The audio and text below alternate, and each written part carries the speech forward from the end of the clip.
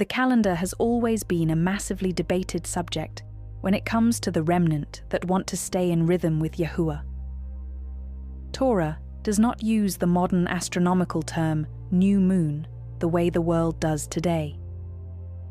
In modern astronomy, the new moon refers to conjunction when the moon is completely dark and invisible. Scripture does not anchor time to something unseen. The Hebrew word used in Torah is chodesh, which means renewed. It is tied to visible renewal, not invisible conjunction. Psalm 104 says, "He appointed the moon for appointed times. An appointed time must be observable." You cannot appoint a feast day based on an event that no one can witness. Now connect this to the beginning of the year. Deuteronomy 16 says, "Observe the month of Aviv." The word observe implies watching. Watching what? Torah timekeeping rests on two witnesses. First, the agricultural witness, the barley in the land reaching the Aviv stage.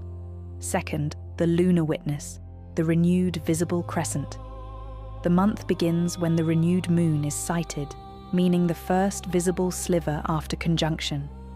It is not based on the invisible astronomical new moon.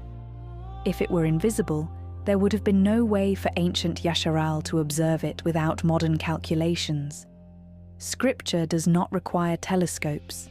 It requires witnesses. Deuteronomy 19 says, "By the mouth of 2 or 3 witnesses a matter shall be established. Even time is established by witness."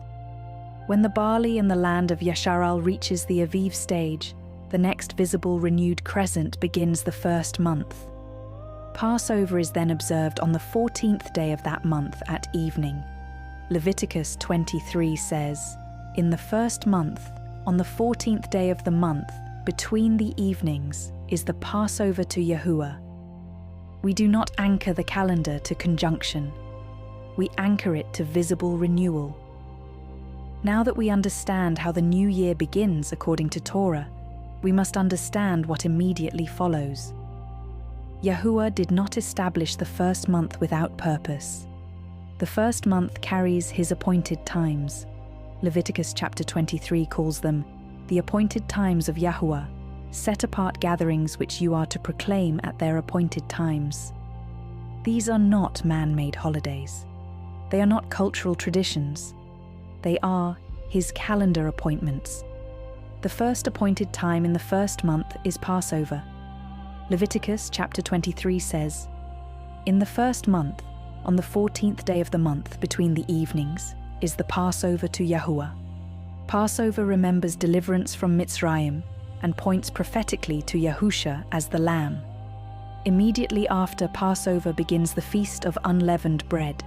Leviticus chapter 23 says, "On the 15th day of this month is the festival of unleavened bread to Adonai.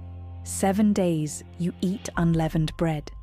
For 7 days leaven is removed." This is not symbolic tradition first. It is obedience first. Leaven represents corruption and mixture. Removing it teaches separation and sincerity before Yahuah. During this same week comes first fruits. Leviticus chapter 23 says, "He shall wave the sheaf before Yahuah for your acceptance. On the morrow after the Sabbath the priest waves it." First fruits marks the beginning of the harvest and prophetically aligns with resurrection life. From that day begins the count.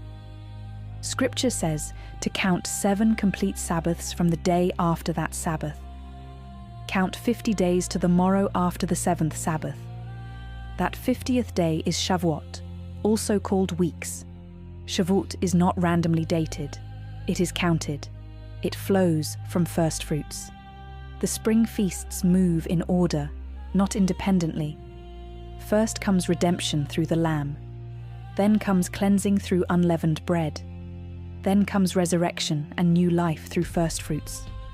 Then comes empowerment and covenant instruction at Shavuot. The pattern is agricultural and prophetic at the same time. It begins when the barley in the land reaches Aviv and the renewed visible crescent moon is sighted. From there, the 14th day is Passover. The 15th day begins unleavened bread.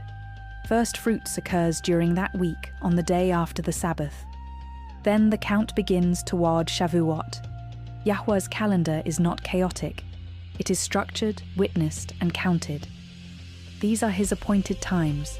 They are not bound to ethnicity. They are bound to covenant obedience.